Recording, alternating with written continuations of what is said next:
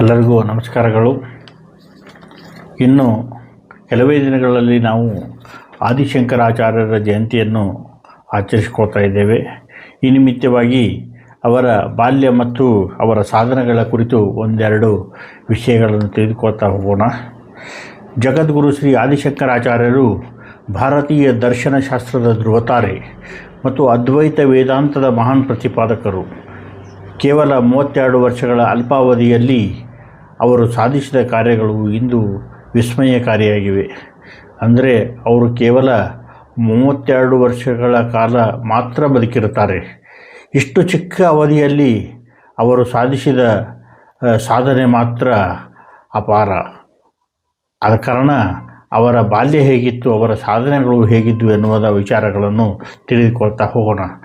ಅವರ ಬಾಲ್ಯವನ್ನು ನೋಡೋದಾದರೆ, ಕೇರಳದ ಕಾಲಡಿಯಲ್ಲಿ ನಂಬೂದರಿ ಬ್ರಾಹ್ಮಣ ದಂಪತಿಗಳಾದ ಶಿವಗುರು ಮತ್ತು ಆರ್ಯಾಂಬೆ ಎಂಬ ಇಬ್ಬರು ದಂಪತಿಗಳಿರ್ತಾರೆ. ಅವರಿಗೆ ಬಹಳ ವರ್ಷಗಳಾದರೂ ಮಕ್ಕಳಾಗಿರಲಿಲ್ಲ. ತ್ರಿಶೂರಿನ ವಡಕ್ಕುನಾಥನ್ ಎಂಬ ದೇವಸ್ಥಾನ ಇರ್ತದೆ. ವಡಕ್ಕುನಾಥನ್ ಅಂದರೆ ಶಿವನ ದೇವಸ್ಥಾನ. ಅಲ್ಲಿ ಅವರು ಬಹಳ ತಪಸ್ಸನ್ನು ಮಾಡ್ತಾರೆ. ಅವರ ಕನಸಿನಲ್ಲಿ ಬಂದ ಶಿವನು ಒಂದು ವರ ಕೊಡ್ತಾನೆ. ನಿಮಗೆ ದೀರ್ಘಕಾಲ ಬದುಕುವ ಸಾಮಾನ್ಯ ಮಗ ಬೇಕೇ ಅಥವಾ ಅಲ್ಪಾಯುಷಿಯಾದರೂ ಜಗದ್ವಿಖ್ಯಾತಿಯಾಗುವ ಜ್ಞಾನಿ ಮಗ ಬೇಕೇ ಎಂದು ಕೇಳ್ತಾನೆ. ದಂಪತಿಗಳು ಜ್ಞಾನಿ ಮಗನನ್ನೇ ಆರಿಸಿಕೊಳ್ತಾರೆ. ಹೀಗೆ ಜನಿಸಿದ ಮಗುವಿಗೆ ಶಂಕರ ಎಂದು ನಾಮಕರಣ ಮಾಡಲಾಗ್ತದೆ. ಅವರೇ ನಮ್ಮ ಶಂಕರಾಚಾರ್ಯರು.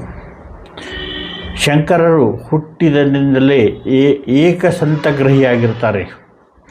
ಏಕಸಂತಗ್ರಹಿ ಅಂದರೆ ಒಮ್ಮೆ ಕೇಳಿದ್ದನ್ನು ಮರೆಯದವರು. ತಮ್ಮ 5ನೇ ವಯಸ್ಸಿನಲ್ಲಿಯೇ ಅವರಿಗೆ ಉಪನಯನ ಆಗ್ತದೆ. ತಮ್ಮ 8ನೇ ವಯಸ್ಸಿಗೆ 4 ವೇದಗಳು, ಶಾಸ್ತ್ರಗಳು, ಪುರಾಣಗಳು ಮತ್ತು ಉಪನಿಷತ್ತುಗಳನ್ನು ಪೂರ್ಣವಾಗಿ ಅಭ್ಯಾಸ ಮಾಡಿ ಮುಗಿಸ್ಬಿಡ್ತಾರೆ. ಸಾಮಾನ್ಯ ಮಕ್ಕಳು ಆಟವಾಡ್ತಾ ಇರುವಂತಹ ವಯಸ್ಸಿನಲ್ಲಿ ಇವರು ದೊಡ್ಡ ದೊಡ್ಡ ಪಂಡಿತರೊಡನೆ ತರ್ಕ ಮಾಡ್ತಿರ್ತಾರೆ, ವಾದ ಮಾಡ್ತಾ ಇರ್ತಾರೆ. ಇವರ ಬಾಲ್ಯದ ಪ್ರಮುಖ ಘಟನೆಗಳನ್ನು ನೋಡೋದಾದರೆ, ಕನಕಧಾರ ಸ್ತೋತ್ರದ ಉಗಮ ಈ ವಿಷಯ. ಬ್ರಹ್ಮಚಾರಿಯಾಗಿ ಶಂಕರರು ಭಿಕ್ಷೆಗಾಗಿ ತಿರುಗಾಡ್ತಾ ಇರ್ತಾರೆ. ಅದೇ ಸಂದರ್ಭದಲ್ಲಿ ಬಡ ವಿಧವೆಯ ಮನೆಗೆ ಹೋಗ್ತಾರೆ. ಆಕೆಯ ಬಳಿ ಒಣಗಿದ ನೆಲ್ಲಿಕಾಯಿ ಬಿಟ್ಟು ಏನೂ ಇರ್ತಾ ಇರಲಿಲ್ಲ. ಅದನ್ನೇ ಭಕ್ತಿಯಿಂದ ಶಂಕರನಿಗೆ ಅರ್ಪಿಸ್ತಾಳೆ ಆ ವಿಧವೆ. ಆಕೆಯ ಬಡತನವನ್ನು ಕಂಡು ಮನನೊಂದು ಶಂಕರರು ಆ ಕ್ಷಣದಲ್ಲಿಯೇ ಮಹಾಲಕ್ಷ್ಮಿಯನ್ನು ಪ್ರಾರ್ಥಿಸ್ತಾರೆ. ಕನಕಧಾರ ಸ್ತೋತ್ರವನ್ನು ರಚಿಸ್ತಾರೆ. ಆಕೆಯ ಭಕ್ತಿಗೆ ಮೆಚ್ಚಿದ ಲಕ್ಷ್ಮಿಯು ಮನೆಯ ಮೇಲೆ ಚಿನ್ನದ ನೆಲ್ಲಿಕಾಯಿಯ ಮಳೆ ಸುರಿಸ್ತಾಳೆ ಎಂಬ ಕಥೆ ನೀವೆಲ್ಲ ಓದಿದ್ದೀವಿ. ಇನ್ನೊಂದು ಪವಾಡವನ್ನು ಗಮನಿಸಿದರೆ, ಶಂಕರರ ತಾಯಿ ಆರ್ಯಾಂಬೆ ಪ್ರತಿದಿನ ಸ್ನಾನಕ್ಕೆ ಪೂರ್ಣಾ ನದಿಗೆ ಹೋಗಬೇಕಾಗಿರ್ತದೆ. ಒಮ್ಮೆ ವಯಸ್ಸಾದ ತಾಯಿ ದಾರಿಯಲ್ಲಿ ಸುಸ್ತಾಗಿ ಬೀಳ್ತಾಳೆ. ಶಂಕರರು ದೇವರಿಗೆ ಪ್ರಾರ್ಥನೆ ಮಾಡ್ತಾರೆ. ಮರುದಿನ ಬೆಳಗ್ಗೆ ಪೂರ್ಣಾ ನದಿಯು ತನ್ನ ದಿಕ್ಕನ್ನು ಬದಲಿಸಿ ಶಂಕರರ ಮನೆಯ ಮುಂದೆಯೇ ಹರಿಯತೊಡಗುತ್ತದೆ. ಇದು ಅವರ ಮಾತೃಭಕ್ತಿಗೆ ಸಾಕ್ಷಿಯಾಗಿದೆ.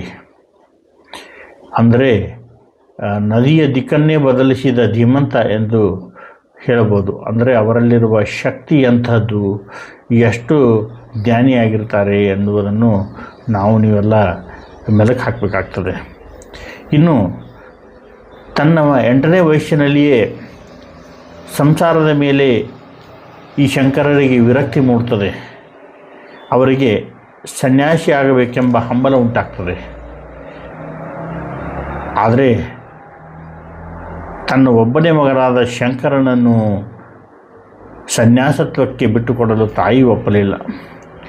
ಒಂದು ದಿನ ನದಿಯಲ್ಲಿ ಸ್ನಾನ ಮಾಡುವಾಗ ಒಂದು ಮೊಸಳೆಯು ಶಂಕರರ ಕಾಲನ್ನು ಹಿಡಿತದೆ. ಆಗ ತಾಯಿಯು ಕೂಗಿ ತಾಯಿಯನ್ನು ಕೂಗ್ತಾನೆ ಶಂಕರ. ಅಮ್ಮ, ಈಗಲಾದರೆ ನನ್ನನ್ನು ಸನ್ಯಾಸಕ್ಕೆ ಹೋಗಲು ಅನುಮತಿ ನೀಡ್ತೀಯಾ? ಇದು ನನ್ನ ಮರುಜನ್ಮ ಆಗಲಿ. ಎಂದರು. ಆಗ ಪ್ರಾಣ ಉಳಿಯಲಿ ಎಂಬ ಆತುರದಲ್ಲಿ ತಾಯಿ ಅನುಮತಿ ನೀಡ್ತಾಳೆ. ತಕ್ಷಣವೇ ಮೊಸಳೆ ಕಾಲು ಬಿಡ್ತದೆ. ಇದು ಶಂಕರರ ಜೀವನದ ದೊಡ್ಡ ತಿರುವಾಗ್ತದೆ. ನಂತರ ಅವರು ಸನ್ಯಾಸತ್ವವನ್ನು ಸ್ವೀಕರಿಸಿ ಹೋಗುವ ಸಂದರ್ಭದಲ್ಲಿ ತಾಯಿಗೆ ಒಂದು ಮಾತು ಹೇಳ್ತಾರೆ. ಅಮ್ಮ, ನೀನು ಯಾವಾಗ ನನ್ನನ್ನು ನೆನಪಿಸ್ಕೋತೀಯೋ ಹಾಗೂ ನಾನು ನಿನ್ನ ಮುಂದೆ ಬರ್ತೀನಿ. ನಿನ್ನ ಕೊನೆಯ ಕಾಲದಲ್ಲಿ ನಾನೇ ಬಂದು ಅಂತ್ಯ ಸಂಸ್ಕಾರದ ವಿಧಿವಿಧಾನಗಳನ್ನು ನೆರವೇರಿಸುತ್ತೇನೆ. ಸನ್ಯಾಸಿಗಳಿಗೆ ತಮಗೆಲ್ಲರೂ ಗೊತ್ತಿರಬಹುದು, ಸನ್ಯಾಸಿಗಳಿಗೆ ಅಂತ್ಯ ಸಂಸ್ಕಾರ ಮಾಡುವ ಅಧಿಕಾರವಿರುವುದಿಲ್ಲ. ತಾಯಿಯ ಮೇಲಿನ ಪ್ರೇಮಕ್ಕಾಗಿ ಅವರು ಈ ಭರವಸೆ ನೀಡಿರುತ್ತಾರೆ ಮತ್ತು ಅದರಂತೆ ನಡೆದುಕೊಳ್ತಾರೆ ಕೂಡ. ಹೀಗೆ ಕಾಲಡಿಯಿಂದ ಹೊರಟ ಬಾಲಕ ಶಂಕರರು ಊರುಗಳನ್ನು ಹುಡುಕುತ್ತಾ ನರ್ಮದಾ ನದಿಯ ತೀರಕ್ಕೆ ತಲುಪಿ ಅಲ್ಲಿ ಗೋವಿಂದ ಭಗವತ್ಪಾದರ ಶಿಷ್ಯರಾಗ್ತಾರೆ. ಅಲ್ಲಿಂದ ಅವರು ಜಗದ್ಗುರು ಆಗಿ ಪ್ರಯಾಣ ಪ್ರಾರಂಭಿಸ್ತಾರೆ. ಶಂಕರಾಚಾರ್ಯರು ಬೋಧನೆಯ ಸಾರಾಂಶವನ್ನು ಹೇಳುವುದಾದರೆ, ಬ್ರಹ್ಮ ಸತ್ಯಂ ಜಗನ್ಮಿಥ್ಯ ಜೀವೋ ಬ್ರಹ್ಮೈವ ನಾಪರಃ ಎಂಬ ವಾಕ್ಯದಲ್ಲಿ ಹಿಡಿದಿಡಬಹುದಾಗಿದೆ. ಇದರ ಅರ್ಥ ಏನಪ್ಪ ಅಂತಂದರೆ, ಬ್ರಹ್ಮ ಒಂದೇ ಸತ್ಯ. ಈ ಜಗತ್ತಿನಲ್ಲಿ ಶಾಶ್ವತವಾದದ್ದು ಪರಬ್ರಹ್ಮ ಒಂದೇ. ಜಗತ್ತು ಮಿಥ್ಯ. ನಾವು ನೋಡುವ ಲೌಕಿಕ ಜಗತ್ತು ಬದಲಾವಣೆಗೆ ಒಳಪಟ್ಟಿದೆ. ಅದು ಮಾಯೆಯಿಂದ ಕೂಡಿದೆ. ಜೀವಾತ್ಮ ಮತ್ತು ಪರಮಾತ್ಮ ಒಂದೇ. ಆತ್ಮ ಮತ್ತು ಬ್ರಹ್ಮನ ನಡುವೆ ಭೇದವಿಲ್ಲ. ಅಜ್ಞಾನದ ಪರದೆ ಸರಿದಾಗ ಮನುಷ್ಯನಿಗೆ ತಾನು ಬ್ರಹ್ಮನ ಸ್ವರೂಪನೆಂದು ಅರಿವಾಗ್ತದೆ. ಹಾಗೆ ಮುಂದುವರೆದು ನೋಡ್ತಾ ಹೋದರೆ, ಶಂಕರಾಚಾರ್ಯರು ಭಾರತೀಯ ತತ್ವಶಾಸ್ತ್ರಕ್ಕೆ ಅಮೂಲ್ಯವಾದ ಕೊಡುಗೆಯನ್ನು ನೀಡಿದ್ದಾರೆ. ಅವರ ಪ್ರಮುಖ ಕೃತಿಗಳನ್ನು 3 ವಿಭಾಗಗಳಾಗಿ ವಿಂಗಡಿಸಬಹುದು. ಮೊದಲನೇದಾಗಿ ಪ್ರಸ್ಥಾನತ್ರಯ ಭಾಷ್ಯ. ಇದರಲ್ಲಿ ಬ್ರಹ್ಮಸೂತ್ರ, ಉಪನಿಷತ್ತುಗಳು ಮತ್ತು ಭಗವದ್ಗೀತೆಗೆ ವ್ಯಾಖ್ಯಾನ ಕಂಡುಬರ್ತದೆ. ಇನ್ನು ಎರಡನೆಯ ವಿಭಾಗವನ್ನು ನೋಡುವುದಾದರೆ ಪ್ರಕರಣ ಗ್ರಂಥಗಳು. ವಿವೇಕ ಚೂಡಾಮಣಿ, ಆತ್ಮಬೋಧ, ತತ್ವಬೋಧ, ಉಪದೇಶ ಸಾಹಸರಿ. ಇನ್ನು ಮೂರನೆಯ ಭಾಗ ಸ್ತೋತ್ರಗಳು. ಭಜಗೋವಿಂದಂ, ಸೌಂದರ್ಯ ಲಹರಿ, ಶಿವಾನಂದ ಲಹರಿ, ಕನಕಧಾರಾ ಸ್ತೋತ್ರ. ಇನ್ನು ಭಾರತದಾದ್ಯಂತ ಸಂಚರಿಸಿ ಅನ್ಯ ಮತಗಳ ತರ್ಕಗಳನ್ನು ಎದುರಿಸಿ ವೈದಿಕ ಧರ್ಮವನ್ನು ಪುನರುತ್ಥಾನಗೊಳಿಸಿದರು. ದೇಶದ 4 ದಿಕ್ಕುಗಳಲ್ಲಿ ಸನಾತನ ಧರ್ಮದ ರಕ್ಷಣೆಗಾಗಿ 4 ಪೀಠಗಳನ್ನು ಸ್ಥಾಪಿಸ್ತಾರೆ. ಅವು ಯಾವೆಂದರೆ ಕರ್ನಾಟಕದ ಶೃಂಗೇರಿ ಶಾರದಾ ಪೀಠ, ಕರ್ನಾಟಕದಲ್ಲಿರುವಂತಹ ಶೃಂಗೇರಿ ಶಾರದಾ ಪೀಠ, ದಕ್ಷಿಣದಲ್ಲಿರುವಂತಹ ಪೀಠ. ಇನ್ನು ಪಶ್ಚಿಮದಲ್ಲಿ ದ್ವಾರಕಾ ಕಾಳಿಕಾ ಪೀಠ, ಇದು ಗುಜರಾತನ ದ್ವಾರಕೆಯಲ್ಲಿದೆ. ಪೂರ್ವ ಭಾಗದಲ್ಲಿ ಪುರಿ ಗೋವರ್ಧನ ಪೀಠ, ಇದು ಒಡಿಸ್ಸಾದ ಪುರಿಯಲ್ಲಿದೆ. ಇನ್ನು ಉತ್ತರದಲ್ಲಿ ಬದರಿ ಜ್ಯೋತಿರ್ಮಠ, ಇದು ಉತ್ತರಾಖಂಡದ ಬದರಿನಾಥದಲ್ಲಿದೆ. ಶಂಕರಾಚಾರ್ಯರು ಕೇವಲ ಜ್ಞಾನಿಯಾಗಿರಲಿಲ್ಲ, ಅವರು ಮಹಾನ್ ಸಂಘಟಕರಾಗಿದ್ದರು. ಅವರು ಪಂಚಾಯತನ ಪೂಜಾ ಪದ್ಧತಿಯನ್ನು ಜಾರಿಗೆ ತಂದರು. ಅಂದರೆ ಶಿವ, ವಿಷ್ಣು, ಶಕ್ತಿ, ಸೂರ್ಯ ಮತ್ತು ಗಣೇಶ, ಈ 5 ದೇವತೆಗಳೇ ಸಮಾನ ಆರಾಧನೆ.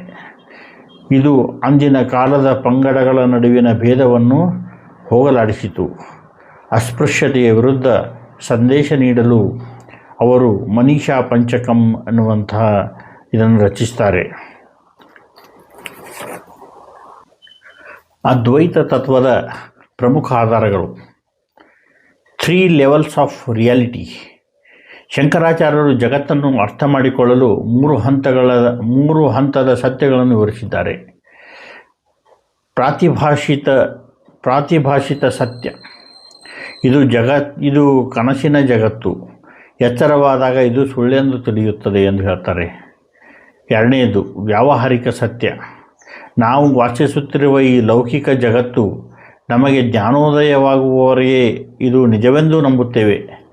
ಮೂರನೆಯದಾಗಿ ಪಾರಮಾರ್ಥಿಕ ಸತ್ಯ, ಇದು ಬ್ರಹ್ಮನ ಸ್ಥಿತಿ, ಇಲ್ಲಿ ಯಾವುದೇ ದ್ವಂದ್ವಗಳಿರುವುದಿಲ್ಲ, ಇದು ಮಾತ್ರವೇ ಶಾಶ್ವತ.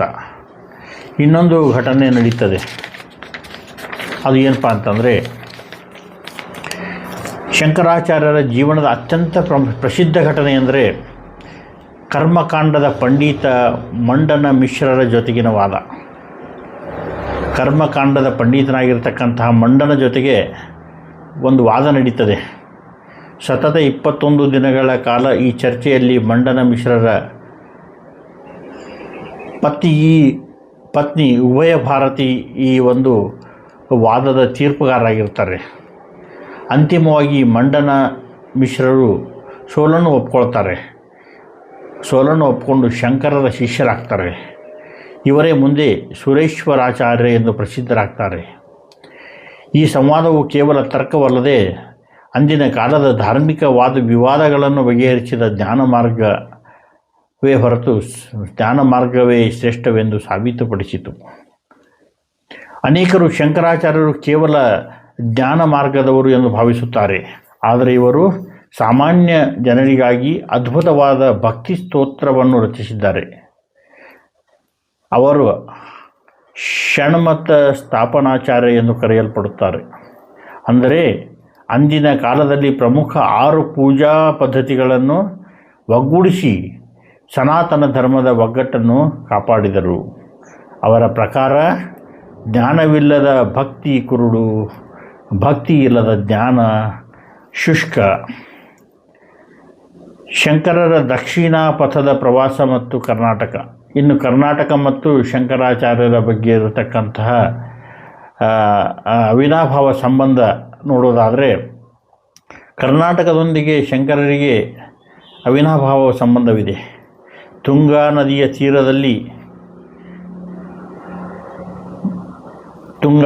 ತೀರದಲ್ಲಿ ಒಂದು ಕಪ್ಪೆಯು ಬಿಸಿಲಿನಿಂದ ಬಳಲುತ್ತಿದ್ದ ಹಾವಿಗೆ ತನ್ನ ಹೆಡೆಯಿಂದ ನೆರಳು ನೀಡುತ್ತಿರುವುದನ್ನು ಕಂಡು, ಇನ್ನೊಮ್ಮೆ ಗಮನಿಸಿ, ತುಂಗಾ ನದಿಯ ತೀರದಲ್ಲಿ ಒಂದು ಕಪ್ಪೆಯು ಬಿಸಿಲಿನಿಂದ ಬಳಲುತ್ತಿದ್ದ ಹಾವಿಗೆ ತನ್ನ ಹೆಡೆಯಿಂದ ನೆರಳು ನೀಡುತ್ತಿರುವುದನ್ನು ಕಂಡು ಅಂತಹ ವೈರತ್ವವಿಲ್ಲದ ಶಾಂತ ಪ್ರದೇಶದಲ್ಲಿಯೇ ತಮ್ಮ ಮೊದಲ ಮಠವಾದ ಶೃಂಗೇರಿ ಶಾರದಾ ಪೀಠವನ್ನು ಸ್ಥಾಪಿಸುತ್ತಾರೆ.